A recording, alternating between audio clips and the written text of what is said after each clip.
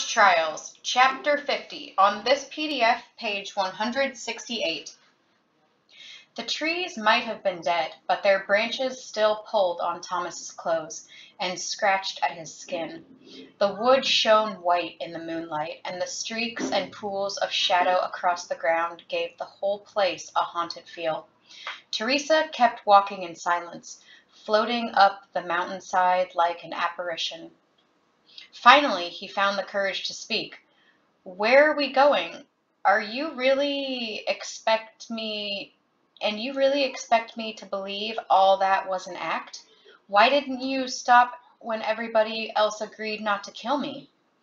But her reply was strange. Barely turning her head, she asked, "You've met Eris, right?" She didn't break stride, just kept moving. Thomas stopped for a second, completely taken aback. "Eris? How do you even know about him? What's he got to do with this?" He hurried to catch up with her again, curious but dreading the answer for some reason. She didn't respond right away, picking her way through a particularly tight pack of branches. One flew back and smacked him in the face. She let it fly. Once through, she finally stopped and turned to him, right where a shaft of moonlight illuminated her face. She looked unhappy. "I happen to know Eris very well," she said in a tight voice, "much better than you're going to like. Not only was he a big part of my life before the maze, he and I can speak in our minds, just like you and I used to do. Even when I was in the glade, we communicated all the time, and we knew they'd eventually put us back together." Thomas searched for a response. What she had said was so unexpected he thought it must be a joke, another trick by Wicked. She waited, arms folded, as if she enjoyed seeing him struggle to speak. "You're lying," he finally said. "That's all you do is lie. I don't understand why or what's going on, but—" "Oh, come on, Tom," she said. "How could you possibly be so stupid? After all that's happened to you, how could anything surprise you anymore? Everything about us was part of some ridiculous test, and it's over. Eris and I are going to do what we were told to do, and life goes on. Wicked's all that matters now. That's it." "What are you talking about?" He couldn't have felt any emptier.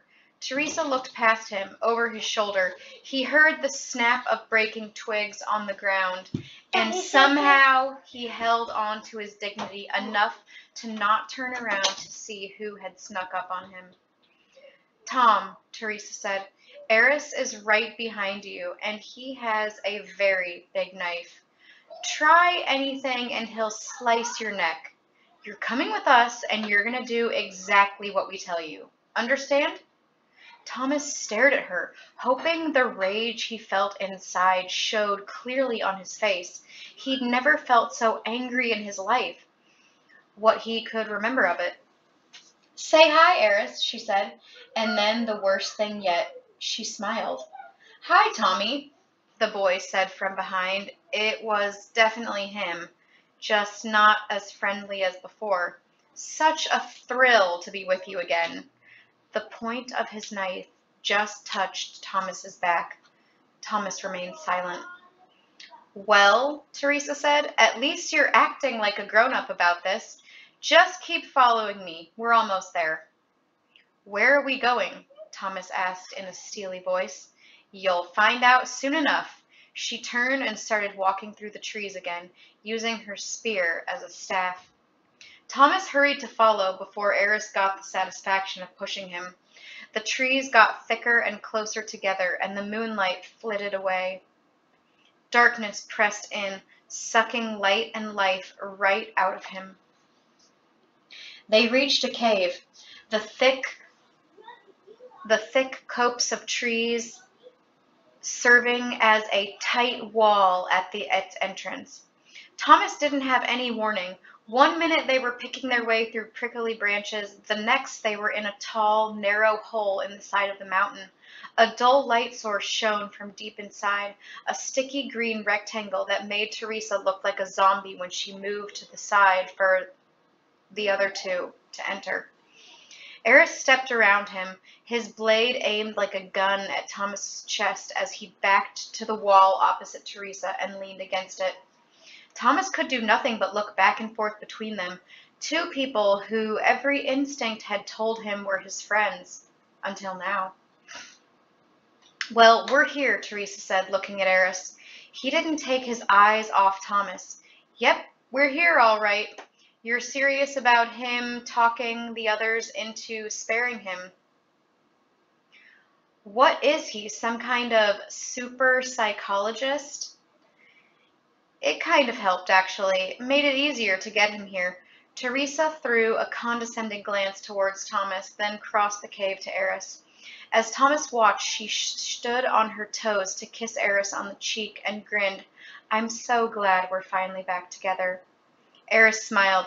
He shot Thomas a look of warning, then risked looking away long enough to tilt his head toward Teresa and kiss her on the lips. Thomas tore his eyes away and closed them. Her pleas for him to trust her, her quick whisper to hang in there, it had all been to get him here, to bring him more easily to this point, so that she could fulfill some evil purpose concocted by Wicked.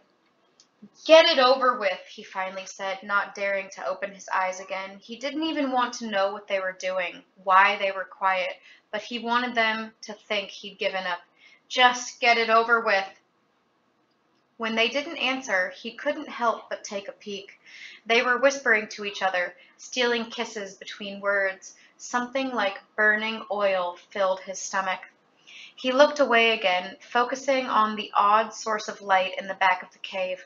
A large rectangle of pale green, set into the dark stone, pulsed with an ethereal glow. It was as tall as an average man, maybe 4 feet wide. Stains streaked across its dull surface, a grimy window to something that looked like radioactive sludge, glowing and dangerous. Out of the corner of his eye, he saw Teresa step away from Eris, their love fest evidently over. He looked at her, wondering if his eyes showed just how much she had crushed him. Tom, she said, if it helps, I'm really sorry I hurt you. I did what I had to do back in the maze, and being all buddy-buddy seemed like my best shot at getting the memories we needed to figure out that code and escape. And I didn't have much choice here in the Scorch. All we had to do was get you here to pass the trials, and it's either you or us. Teresa paused for a second, and there was a strange glint in her eye. Eris is my best friend, Tom, she said calmly, evenly. And that was what finally made Thomas crack.